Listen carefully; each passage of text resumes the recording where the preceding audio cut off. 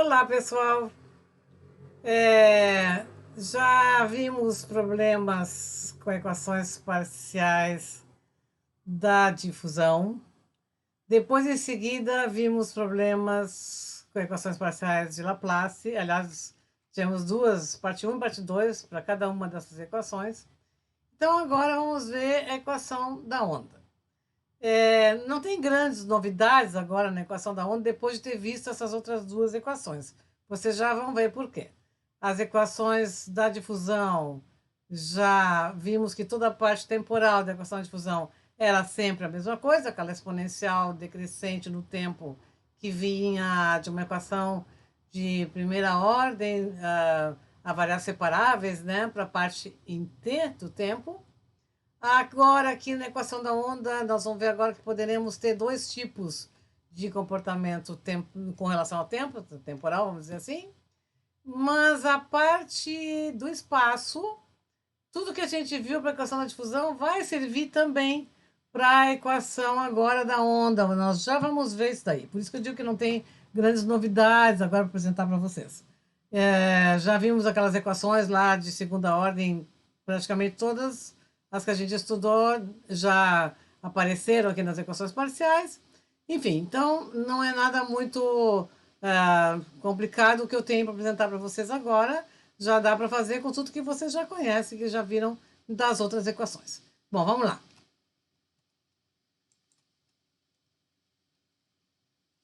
Então, problemas de contorno envolvendo a equação da onda homogênea. Claro, ela tem que ser homogênea para poder usar o método de separação de variáveis, que é o que a gente está usando. Então, no caso da equação da onda, não entra a força externa. No caso da equação da difusão, não entra termos de fonte, sumidouro, né? Mas a equação da onda tem duas possibilidades de resolver, aliás, duas possibilidades de eu ter uma equação da onda homogênea, isso quer dizer, tá? Eu posso ter ou não ter esse termo de resistência do meio. Ó, aqui da equação, né, derivada segundo relação ao tempo, aqui está o Laplaciano, aqui está a quadrada da velocidade de propagação da onda, e aqui tem esse termo de resistência do meio, que vai causar um amortecimento, que eu posso resolver problemas com ele ou sem ele, né? Assim como nas equações ordinárias também, né? A gente podia ter ou não ter termo de amortecimento, né? Então, isso eu estou sugerindo que vocês olhem a videoaula 28, que é lá que a gente introduziu essas equações, e vocês vão ver que como é que apareceu essa equação da onda. Então, vejam que com esse termo ou sem esse termo, de qualquer modo, ela fica homogênea. E por isso, eu vou aqui fazer exemplos de cada tipo, para vocês verem o que vai mudar. Vai mudar, basicamente, a parte no tempo, como vocês já vão ver, tá? Bom, então feito essa observação, o U agora vai ser deslocamento em relação à posição de equilíbrio. Esse deslocamento depende do lugar, depende do ponto, né? Onde eu estou olhando dentro do meu domínio e depende também do tempo, pode variar com o tempo. E se eu não quiser particularizar um sistema de coordenadas, a gente usa o R vetorzinho aqui, né? Que é o vetor posição, que aí isso aí serve para qualquer sistema de coordenadas. Foi o que a gente fez na videoaula 28, tá? Estou repetindo aqui o que a gente já fez lá. Agora, aqui nesses exemplos, claro, nós vamos obter equações para cada sistema de coordenadas especificamente. Bom, então vamos começar com o exemplo 1. O exemplo 1 é corda vibrante, ou seja, então é só x no espaço, sem amortecimento, então não vai ter aquele segundo termo aqui, vai ficar só o primeiro termo aqui. E com extremidades fixas. Bom, isso tem a ver com as condições de contorno. Tá? Quando eu tinha lá na equação, só para comparar, que a gente já estudou, sempre é bom, né, para a gente entender melhor. Lá na equação da difusão, quando eu tinha extremidades com temperatura zero, daí eu tinha U naquela extremidade era igual a zero. U na outra extremidade também era igual a zero. Agora aqui, como eu estou trabalhando com deslocamento em relação à posição de equilíbrio, é isso que a gente tem aqui, né? O U de RT agora não é temperatura. O de RT agora vai ser deslocamento com relação à posição de equilíbrio, ok? Então, isso vai fazer com que o significado agora, claro, sendo outro, quando eu digo extremidades fixas, eu estou dizendo nesses pontos lá, nas extremidades, eu não tenho deslocamento, porque aquelas extremidades estão fixas, não saem do lugar. Então, isso vai me dar aquele U igual a zero. Ou seja, matematicamente, vai ser, em termos das nossas contas, tá? Vai ser equivalente a lá na equação da difusão, dizer que as extremidades têm temperatura mantidas iguais a zero em ambas as extremidades. É o mesmo, matematicamente falando, que dizer aqui que as extremidades da minha corda vibrante são fixas. U é igual a zero em ambas as extremidades aqui, e lá no caso de temperatura nula também seria U igual a zero em ambas as extremidades. Isso quer dizer, tá? Ou seja, quando eu falei que não tem muito mais matemática, muito mais de coisas diferentes aparecendo nas contas aqui agora, é exatamente isso. É só entender como se escreve matematicamente o problema e a gente vai ter problemas, modelos equivalentes, digamos, tá? As equações em si, olhando para elas, a gente vai ter o mesmo tipo de conta que a gente já fez nas equações da difusão e, bom, em Laplace talvez, tá? Bom, então vamos ver aqui.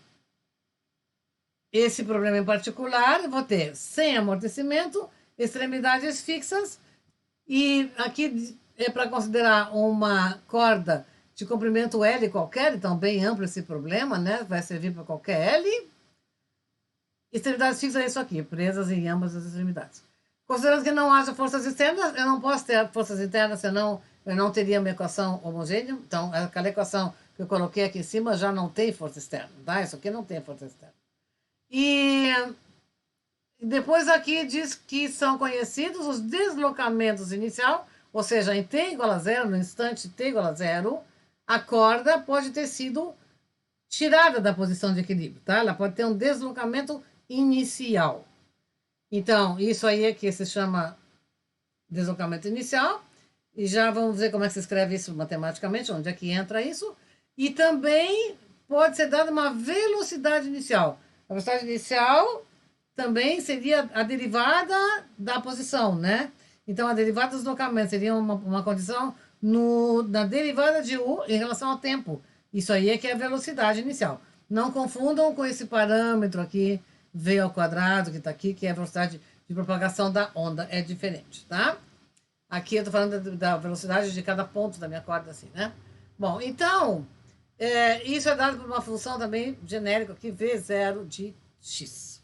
Depende do x, né? Depende do ponto. No instante t igual a zero, depende do ponto. Bom, então, aqui é para desprezar a resistência do meio, quer dizer que não tem aquele termo de amortecimento, e a minha equação, então, passa a ser simplesmente essa aqui, tá? Então, nós vamos resolver esta equação, que eu repeti aqui embaixo, o problema de contorno matematicamente escrito, tá? Então, tem esta equação, tá? Que é a equação da onda sem aquele termo do amortecimento. Vejam, a parte de x, da parte do espaço, é como se eu estivesse fazendo trabalho lá na difusão, comparando de novo, com uma barra, né? Onde eu tenho só x também. A parte do tempo é diferente, tá? A parte do tempo aqui tem derivada de segunda ordem. Lá na equação da difusão era de primeira ordem. Vamos ver o que isso vai mudar. Mas a parte espacial, vejam que é análogo a lá, barra, aqui corda vibrante. Lá era barra e temperatura na barra, em cada ponto da barra. Bom, e depois aqui, condição de contorno, eu já comentei bastante, né? Esse U igual a zero significa que a minha extremidade x igual a zero não vai ter nunca nenhum deslocamento, ou seja, ela é presa ali. E também a outra extremidade, x igual a L, é também presa. Então aí eu tenho essa U igual a zero, mas eu já comentei que matematicamente, no termo da equação da difusão, é como se lá eu tivesse temperatura zero em ambas as extremidades da minha barra, tá? Bom, e depois aqui condições iniciais. Agora eu tenho duas condições iniciais. Dá para entender por quê, né?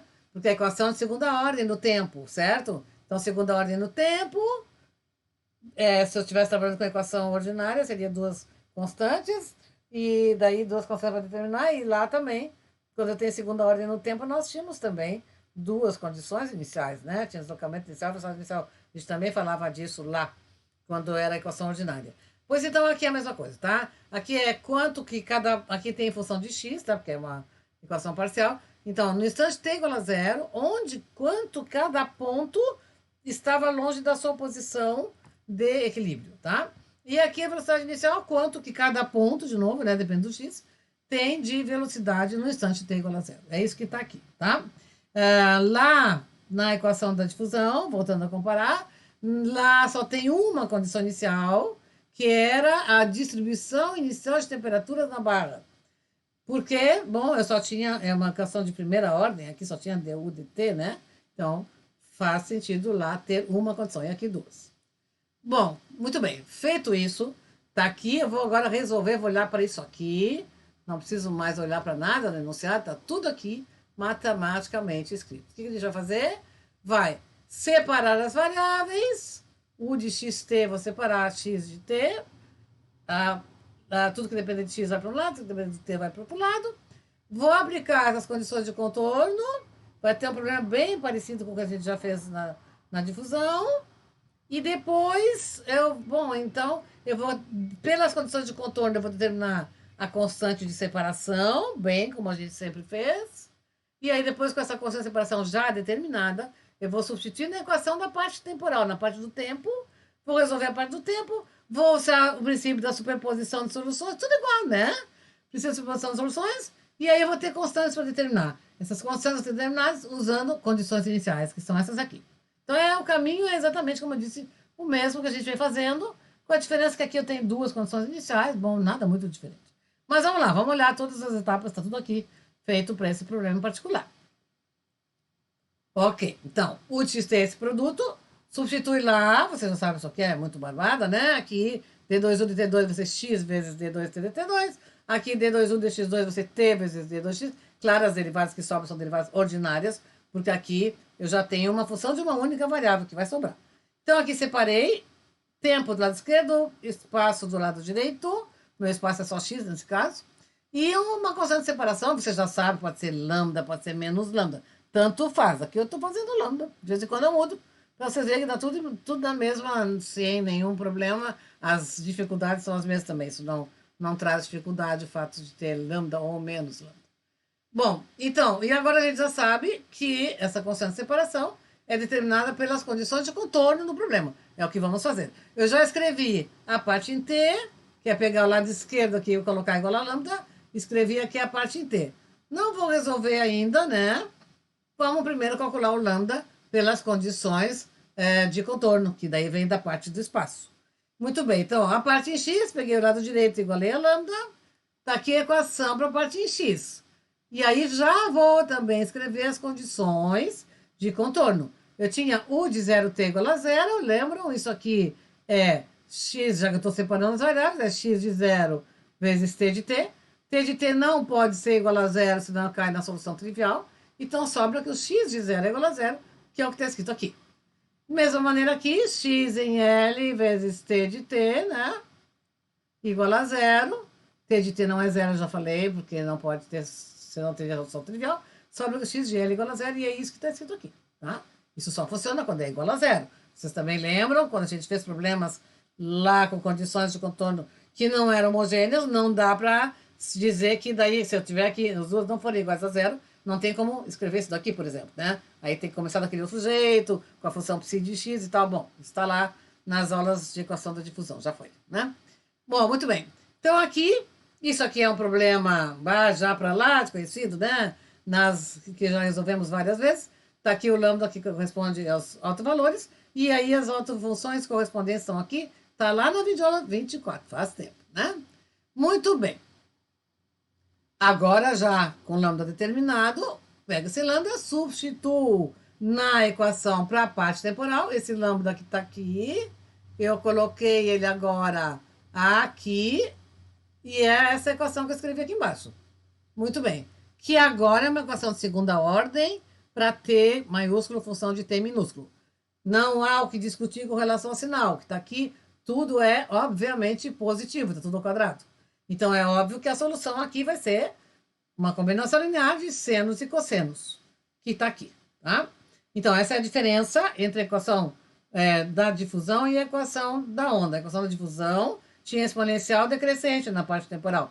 Agora, tem aqui seno e cosseno. O que está de acordo com o que se espera, né? Equação da onda, vibrações, oscilações, tem que ter seno e cosseno. Isso aí tem a ver com oscilações.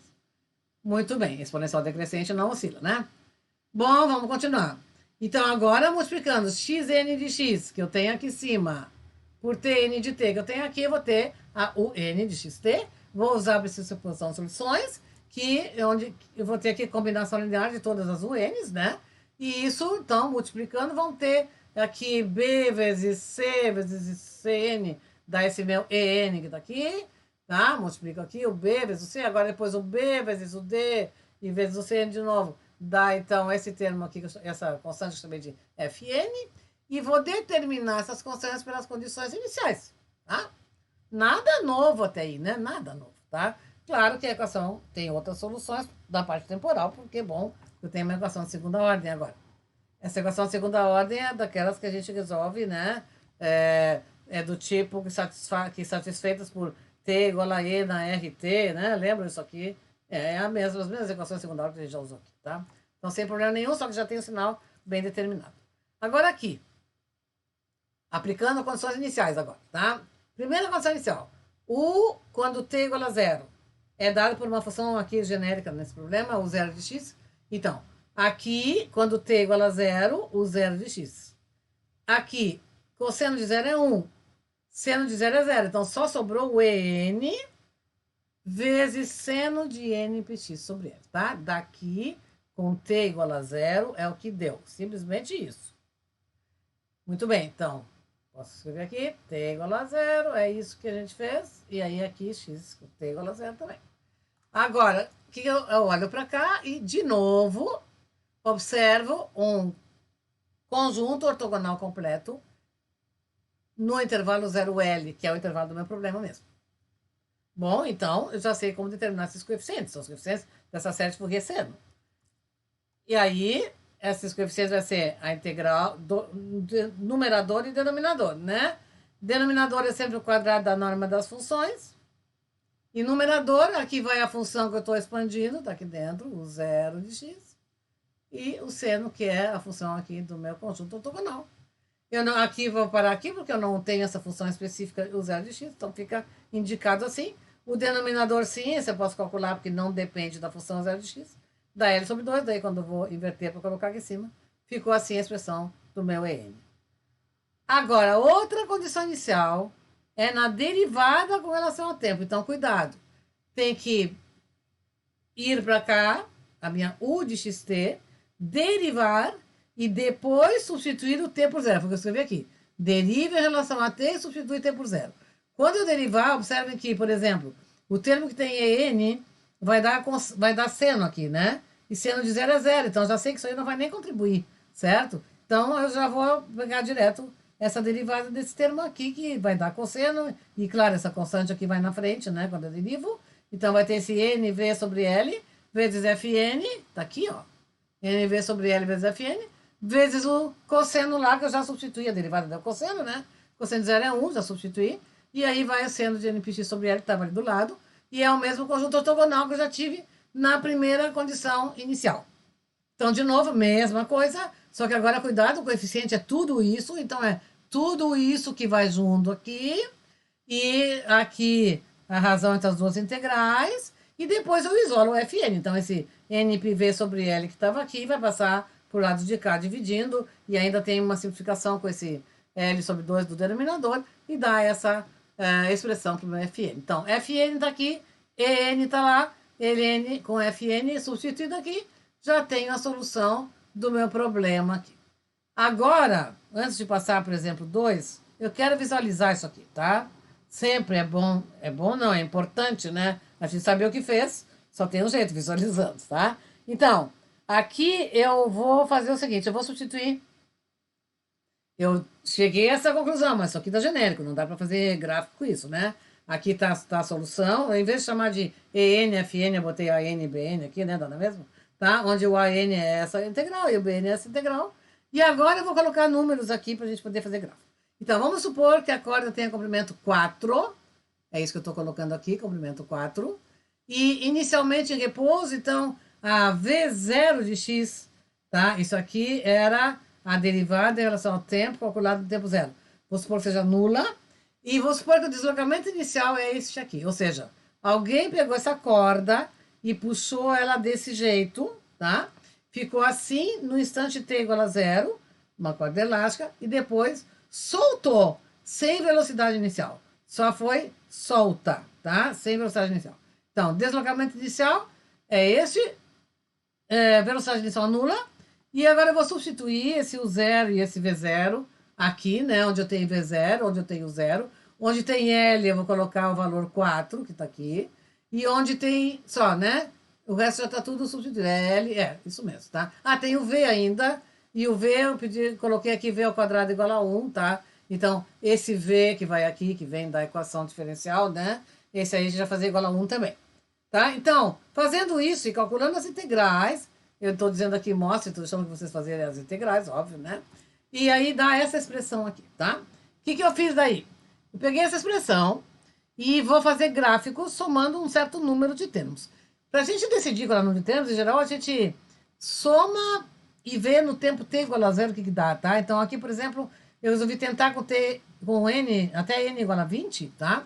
E daí eu vi que no tempo t igual a zero dá essa forma que a gente sabe que tem que dar, tá? Essa forma que tinha no tempo t igual a zero. Olha aqui, dá esse vermelho aqui, tá? Esse aqui é para ser aquele lá, e tá bom, né? Tá? Claro que a escala não é a mesma, mas é exatamente isso que tem que dar. Então tá tudo certo aí, e a gente vai aqui fazer o quê? Vai usar, então, até 20, tá ótimo, e vai ver outros instantes de tempo. O que a gente faz? A gente põe aqui o valor do instante de tempo, tá? Aqui entra aqui, ó. No cosseno, a gente põe o valor do instante de tempo, né? E faz o gráfico com esse instante de tempo em função de x. O que acontece, tá? Eu desenhei aqui da seguinte maneira. Com t igual a zero, tá aqui. Com t igual a 1, tá? Não tá aparecendo porque ficou em cima aqui do vermelho, mas esse azul, tá? Esse aqui vem até aqui. E aqui também, ó. Vou fazer também torto, mas é isso aqui, tá? Depois tem no tempo t igual a 1, tá? O 7 é mais tarde, tá? Tempo t igual a 1 tá aqui. O tempo t igual a 2 deu essa reta aqui verde, tá? O tempo t igual a 3 deu esse que tá aqui cor-de-rosa, que dá pra ver. O tempo t igual a 4 só aparece a pontinha, mas esse preto, na verdade, é para ser também aqui, ó. Tá? Então aqui também ele tá aqui, tá? Ops. Tá aqui e tá aqui. Essa reta aqui. Tá? Essa reta que tá aqui, ok? Então, vejam, deixa eu tirar daqui isso que vai ficar ruim. Tá, já expliquei, né? Vou tirar daqui isso que não ficou bom, tá? Então, esse preto quer dizer que faz tudo isso aqui. Aqui eu fiz melhor, né? Para vocês enxergarem, tá? Aqui tem aqui o t igual a 0. O t igual a 1 eu fiz separado aqui do lado, tá? É o mesmo, só que aqui a gente enxerga melhor. Depois, o t igual a 2, que é essa reta aqui que dá 0, né? Todo ele. Depois, o t igual a 3, tá? Que é esse cor-de-rosa. Tá aqui ele desenhado separado, ó. O t igual a 4, que é esse preto que eu queria desenhar antes, tá? Esse preto aqui.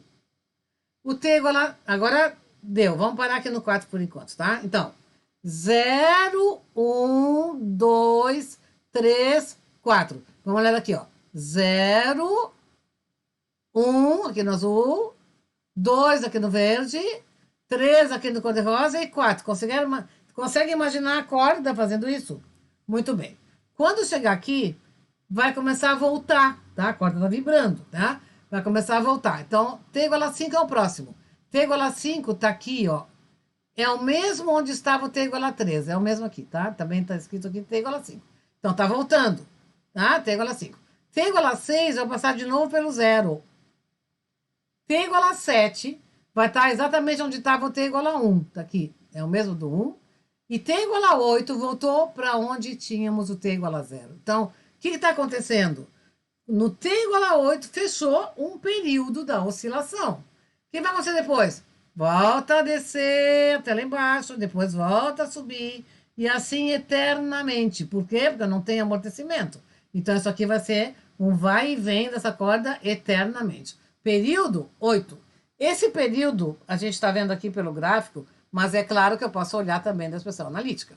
Como é que eu olho o período? A gente olha para a parte do tempo, né? A parte do tempo, eu vou aqui marcar aqui, ó.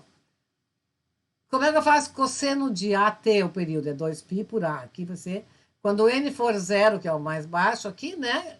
A gente vai ter aqui cosseno de π sobre 4t, certo? Π sobre 4t. Esse π sobre 4, que é o 2π dividido por π sobre 4, é essa conta que eu fiz aqui, ó. E isso aqui dá exatamente 8. Ok? Então é só pegar aqui a parte no tempo e ver aqui com o menor n, que no caso é zero, né? Zero aqui, certo? E aí divide 2π dividido por esse número que está ali. É como cosseno de AT, 2π dividido por A. É o nosso período. Muito bem, então esse é um exemplo de corda sem amortecimento, lá no começo. Corda sem amortecimento com extremidades fixas. Era o que era de se esperar mesmo, né? Começou com esse triângulo e foi evoluindo desse jeito aqui. Vem para cá, depois aqui, depois aqui, depois aqui embaixo. Depois sobe, passando pelas mesmas posições que tinha quando desceu, subiu também, tá? Bem simples e é o que é de se esperar. Agora, eu vou fazer um pouquinho diferente. Vou continuar numa corda. Vou continuar sem amortecimento, então a minha equação continua sendo isso daqui, sem amortecimento. E agora, em vez de ter as duas extremidades fixas, eu vou deixar uma fixa e outra livre. E aí eu começo o enunciado dizendo como é que se escreve matematicamente a condição de extremidade livre. Então vamos ler. Sabendo que, se uma corda elástica tiver uma extremidade livre, a condição de contorno a ser satisfeita nessa extremidade é que a derivada em relação a x é igual a zero. Tá, vamos dar uma paradinha aqui. Nós já vimos condições com derivada em relação a x igual a zero. Quando, hein? Na equação da difusão, quando eu dizia não há fluxo de calor através de tal extremidade. Daí era isso, a derivada em relação a x dava zero. Ou seja, eu quero aqui é voltar a dizer o que eu já disse antes. As dificuldades matemáticas que vão aparecer nesses problemas são as mesmas que podem aparecer nas equações da difusão, com outra interpretação física, claro. Então, o que lá dizia fluxo através daquela extremidade é zero, aqui vai aparecer quando eu disser a extremidade é livre, tá? O que quer dizer extremidade livre matematicamente? Derivada igual a zero. Por quê, hein? Porque é o seguinte, ó, aqui está um desenho, já vou voltar aqui.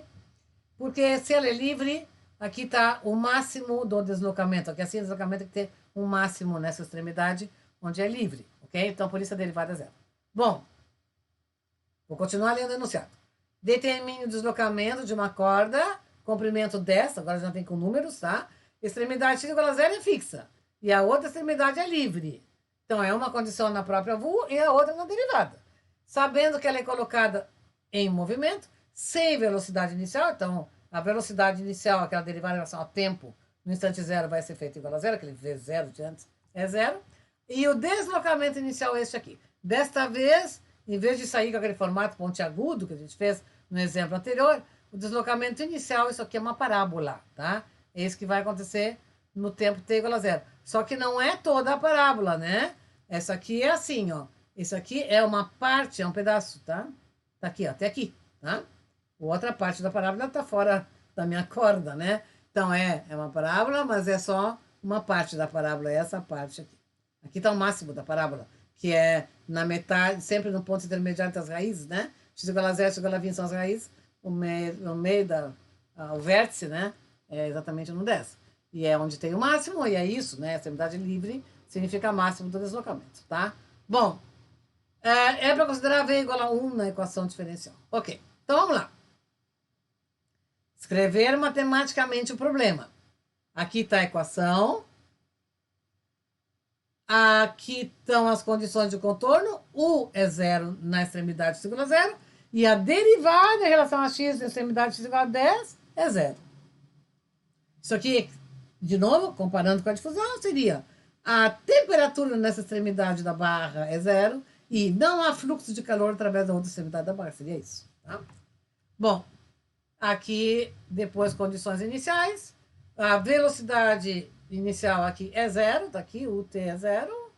E o deslocamento inicial é esse daqui, tá? Então, essa corda tinha esse formato no instante t igual a zero. Bom, então vamos lá. Aqui só para fazer alguma coisa diferente, eu separei as variáveis, em vez de botar lambda como no exemplo 1, eu coloquei menos lambda, coisa que eu já fiz em alguns vídeos anteriores. Então você já sabe que dá para fazer. E aí, só para não ficar tudo igual, eu fiz aqui dessa vez menos lambda. Nada mais, nenhum motivo especial, tá? E, bom, e aí resolvi. E aqui está o lambda, que corresponde a esse problema. Esses problemas a gente já fez até lá na videoaula 24, a gente não tinha interpretação nenhuma, não era equação parcial, aqueles problemas que a gente chamou de problemas de contorno unidimensionais, né? Vimos todos os tipos lá, e aí um deles era esse daqui, então vocês, quem não lembrar, olhe lá como é que se faz para chegar nessa expressão dos autovalores e as autofunções.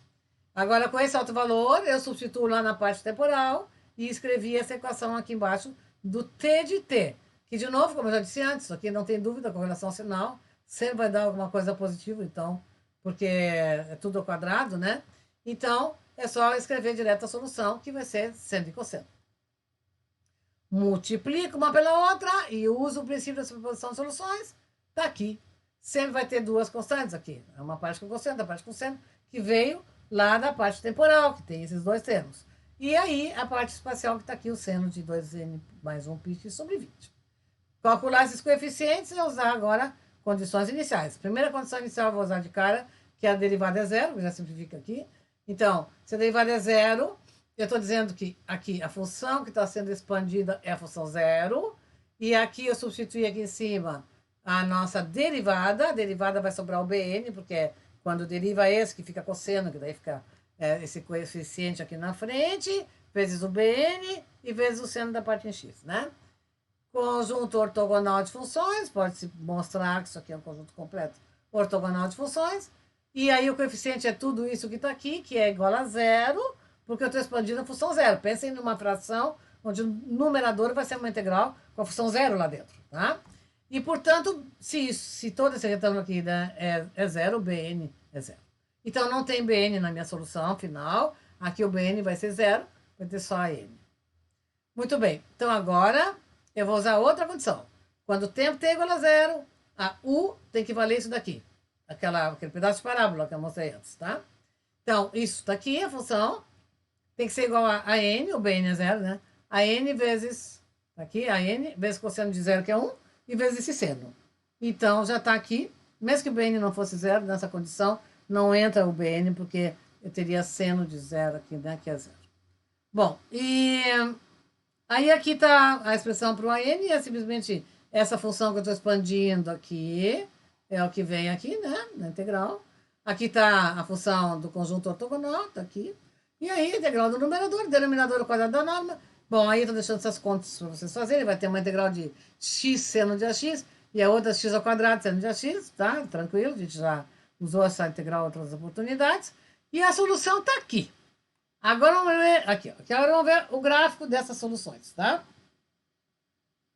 Então aqui eu fiz o seguinte, tá? Para entender melhor, para não ficar uma em cima da outra, que nem eu fiz lá no outro, eu resolvi fazer diferente. Eu separei a descida da subida, tá? Então aqui, ó. Começa no tempo t igual a zero nessa posição. Aqui eu tô somando também sobre 20 e ficou bem bom o tempo t igual a zero, então eu confio na soma sobre 20 e vou adiante. Então, aí eu calculei alguns tempos, tá? Para aparecer esse formato aqui, que é ela descendo, ó.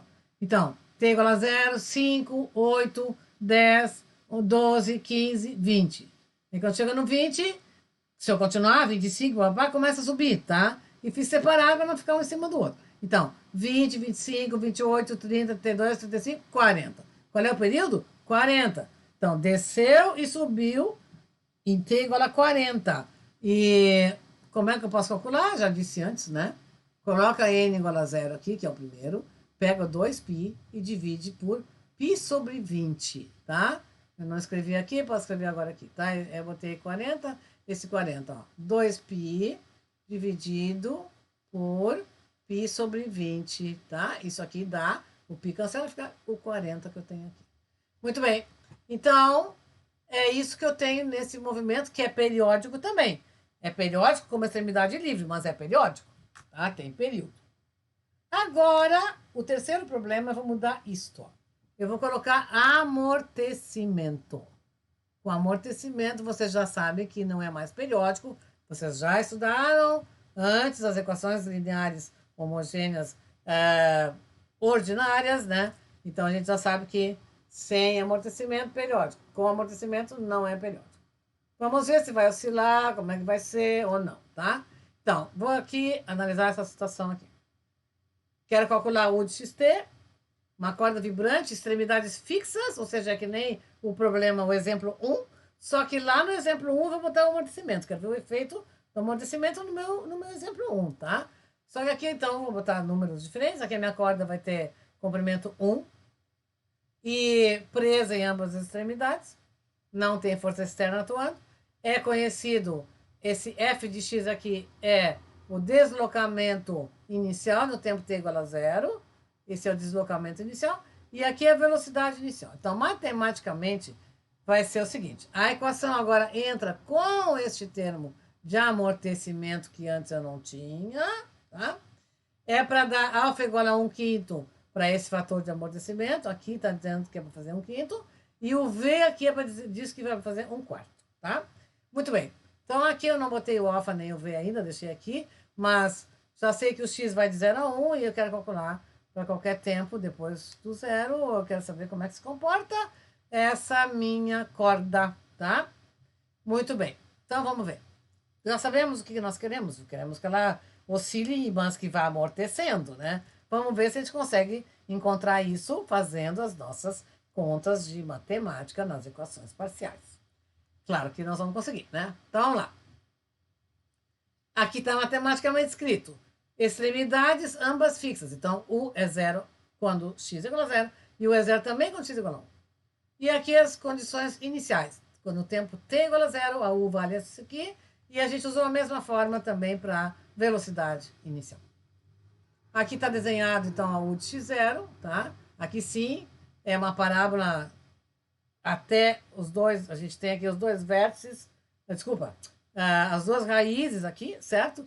Porque a nossa extremidade é fixa aqui e é fixa aqui também. Então tem que ter zero dos dois lados, certo? Então tá aqui a nossa barra com zero quando x é igual a zero e também no 1. Né? Então, tá aqui. Bom, muito bem. Então vamos separar as variáveis. Agora tem um termo a mais, que é esse aqui. Tá? Esse não tinha antes. Tem esse alfa e aqui, como era derivada de primeira ordem, é muito simples, né? Fica x de x vezes dt dt, tá aqui, esse termo, tá? Bom, e depois divido pelo produto, como sempre, né? E eu consigo ver aqui só a parte x e a parte em t um pouco maior do que o que eu tinha antes. Tem esse termo a mais que eu não tinha antes. Muito bem, parte em x. Chamei as duas constantes, chamei sempre os dois lados agora igual a lambda, chamei de lambda a minha constante de separação. Podia ter feito com menos, como você já sabe, tanto faz. E aí aqui eu separei a parte em x da parte em t. A parte em x, que vai dar os autovalores das autofunções sempre, né? Então aqui eu vou ter autofunções em x, correspondente aos autovalores, e desse problema com comprimento igual a 1, vai dar menos n2 π2 os lambdas, e os x dá seno de nπ sobre nπx. Vejam que é a mesma coisa que o exercício 1. Lá eu fiz comprimento L genérico, né? Então, se o L for igual a 1, é isso que dá também. Dá para pegar de lá. Ou fazer tudo de novo, né? Começando com essas condições aqui, tá? Bom, muito bem. Parte x, nenhuma novidade. Igualzinha do exemplo 1. A parte t que é a novidade. Vamos lá. Agora sim, vou colocar valores aqui. Vou botar 1/5 e 1/4, que era para pôr aqui. Vai ficar 1 sobre 16, que é quadrado. E o lambda, que eu já calculei aqui, vai aqui, tá? Então, é isso que dá. A minha equação ordinária fica assim. É uma equação de segunda ordem, mas olha só, ela tem um termo na derivada segunda, um termo na derivada primeira, que vai vir daqui, e ainda um termo no próprio t, porque quando isso aqui vai multiplicar o lambda aqui, né? E é isso que eu tenho. Então, essa é a equação para a parte t de t. Como ela se resolve? Bom, é uma equação ordinária, coeficientes constantes, homogênea, do tipo que admite soluções do tipo NRT, equação característica, tudo normal, né? Equação característica está aqui, certo? Aí a gente calcula as raízes da equação característica. Bom, aí aqui tem que tomar cuidado. Tem aqui uma raiz quadrada de 4 menos, aí tem que pensar, será que isso aqui dentro é positivo ou é negativo? Daí a gente vê que para todos os n's, 1, 2, 3, etc., o que está ali dentro, que é isso aqui, ó, isso aqui é isso aqui.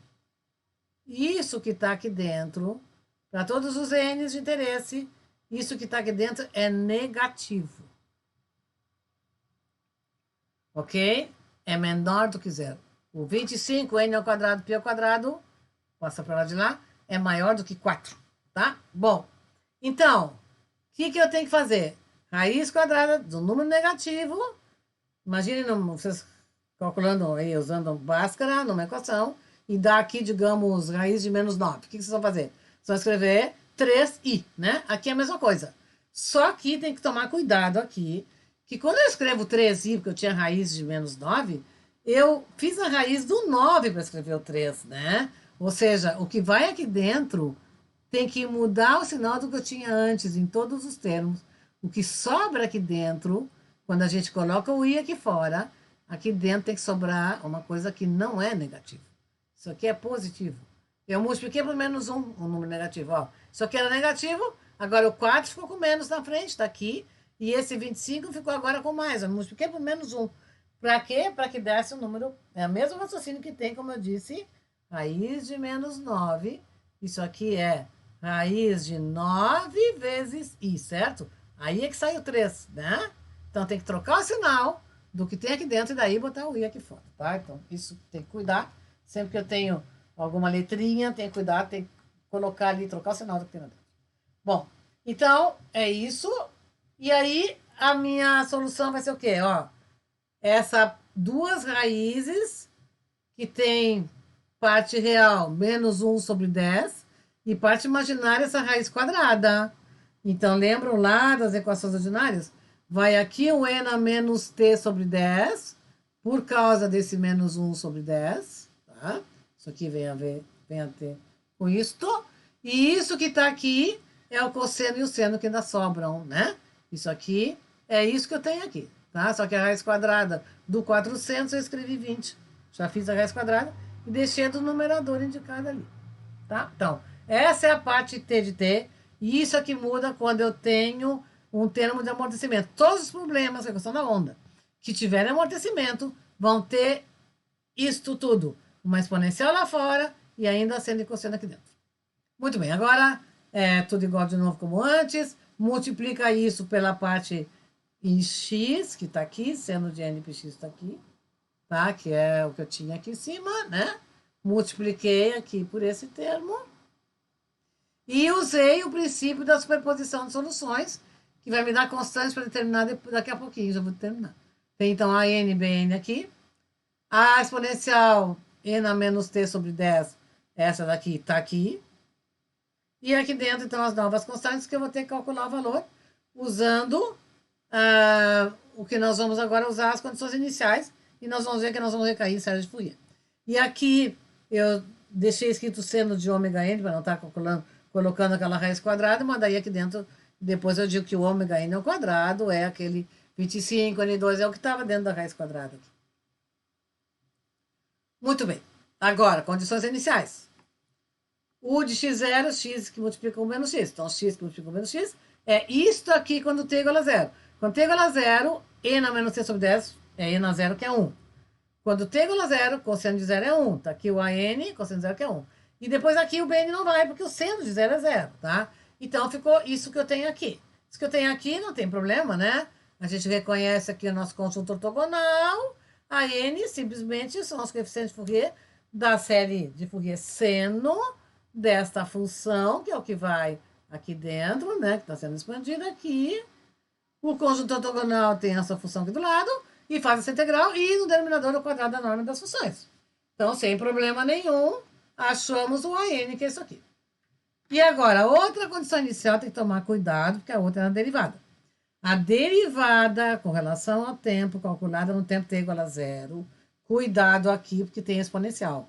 Isso aqui é derivada de produto, tá? É primeiro vezes derivada do segundo, mais segundo vezes derivada do primeiro, tá? Então, tem que fazer essa derivada e depois substituir o tempo por zero. Vai acabar ficando dois termos, tá? Não é como antes, que a parte do cosseno derivava, dava seno e depois sumia. Não.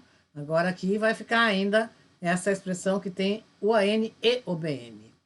Bom, e isso é tudo que vai, tudo isso aqui vai multiplicar o seno de nπx que está aqui em cima, né?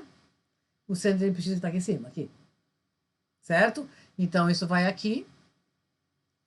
E daí, todo esse coeficiente, que é tudo isso daqui, é daí a formulinha de estou expandindo essa função, a função vai aqui dentro. Aqui está o conjunto ortogonal, aqui vai a função do conjunto ortogonal, embaixo quadrado da norma das funções, faz essa integral e depois substitui o AN que a gente já tinha e isola o BN. O BN vai dar isso aqui, estou deixando umas contas para vocês fazerem. Então, o BN é isto e o AN estava lá em cima já, tá? Então, a minha solução vai agora ficar o seguinte, ó. BN está aqui, AN já estava lá em cima, aqui. Esse aqui é o AN e esse aqui é o BN. Então, substituindo, tá? O AN substituído já está aqui. Aqui está o AN e aqui está o BN. Um está multiplicando o cosseno da parte temporal, outro multiplicando o seno, e tem ainda a exponencial decrescente, n menos c sobre 10, e o seno de nπx da frente. Bom, agora, o que a gente pode fazer? A solução está aqui, acabou. Eu agora vou fazer grafos, porque, bom, a gente olha para isso e daí, né? O que é isso aqui? Você já tem ideia do que vai acontecer, né? Nós temos uma corda inicialmente com esse formato aqui e nós vamos deixar passar o tempo obedecendo essa matemática que a gente fez, que inclui aqui um termo de amortecimento. Então, o que vocês esperam que aconteça? Isso aqui vai descer, vai subir, vai descer, vai subir, mas cada vez se afasta menos, né? Por causa desse amortecimento. Vamos ver se a matemática mostra isso. Claro que vai mostrar, né? Vamos lá. Olha aqui. Começamos com t igual a zero, que está aqui dentro, tá? Depois desse t igual a zero, aumentamos o tempo, vamos para t igual a 1. Ó, não desceu, subiu. Já vamos ver por quê, tá? Então, t igual a zero, subiu aqui, ficou mais longe ainda do equilíbrio, no tempo t igual a 1, e depois começou a descer, o tempo t igual a 2 está aqui, então, foi para fora e começou a descer. O tempo t igual a 2 está aqui, ainda está acima do t igual a 0, tá? Aí o 2,5 já está abaixo do t igual a 0. Então, é 1, 2, 2,5, antes tinha o 0 que está aqui, e depois continua. 4 está aqui, 4,5 está aqui, 5 está aqui. Daí, se continuar depois do 5, em seguidinha a gente vê que já não vai mais para baixo do que isso, tá? E aí no 6 já começa a voltar no 6, mas já 5 e pouco, assim, já fica por aqui e não vai mais para baixo, tá? Isso eu experimentei eu quando eu fiz os gráficos, vocês podem fazer também. Aí depois, então, o 5 já é onde vai mais longe dessa primeira descida. Aí depois 6 já está subindo de volta. 6, 6,5, 7, 7,5, 8, 9, tá aqui. E aí eu continuei tentando, ele não foi mais para cima. 9,6 já é o preto, que começou a descer de novo, tá? Então vejam o quanto eu mantive de propósito aqui a mesma escala, para a gente poder comparar melhor, tá? Então, aqui foi até lá no 0, um pouquinho mais até do que 0,4 por aí. E aqui já não subiu mais do que 0 e, sei lá, 18 por aí, né? Bom, e aí depois a gente pode continuar, né? Se continuasse fazendo outros tempos, isso aqui ia descer, mas ia descer provavelmente menos do que desceu no t igual a 5, e depois ia subir menos e menos. Bom, e lá pelas tantas, no final, o que vocês acham que vai dar quando o t tende a infinito? Dá para olhar daqui. Quando o t tende a infinito, ó, vai ter esse n menos t, vai a zero. Claro, né? Isso aqui vai diminuindo, diminuindo, diminuindo, cada vez mais vai oscilar, mas vai oscilar desse jeito, tá? Bom, então, as oscilações são amortecidas, ok? Agora, por que estou pedindo para justificar, quando t igual a 1 e t igual a 2, ela ficou mais longe do que no t igual a 0? Por quê? Não tinha que descer de cara? Vamos olhar o nosso problema. No instante inicial estava aqui, onde está t igual a zero. Mas a gente teve aqui uma velocidade inicial que não era zero, que está aqui, ó. Tá? Isso aqui é uma velocidade inicial. Então, isso faz, né, a velocidade inicial, e esse da nossa corda, que é de 0 a 1, isso aqui dá um valor positivo, faz ir primeiro mais para longe ainda do que estava. Estava aqui, essa velocidade inicial empurra para mais para longe da posição de equilíbrio. E aí depois sim que ela começa a voltar, tá? Bom, e aí vai funcionar o amortecimento que eu tenho aqui. Depois aqui eu coloquei mais uma observação, então isso aqui foi, né? Mais uma observação. Todos os termos com N par são nulos, você pode reescrever, eliminando os nulos, tá? Então aqui, ó, com N par, menos 1 na N dá mais 1 com menos 1 dá 0. Todos os pares dá 0 aqui e aqui também. Então pode reescrever mantendo só os que não são 0. Aliás, quando eu disse que eu somei até 3, só até 3 aqui. Vejam que, por que vai tão rápido diminuir a influência dos outros termos? Porque está indo com N ao cubo aqui. N ao cubo, N ao cubo. Então, aumenta o N, já diminui muito a contribuição do termo. Tá? Esses coeficientes dizem quanto cada termo contribui. Mas quanto maior o N, menos contribui. E como vai com N ao cubo, essa diminuição é muito rápida. E por isso, a gente, então, com 3, já está muito bom. A gente não está perdendo muito, deixando de contar outros N's maiores.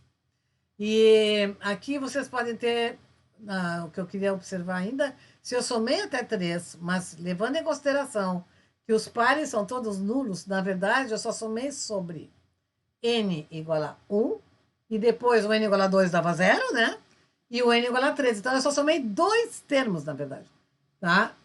Indo até N igual a 3, eu somei apenas 2 termos nulos. Bom, então é isso.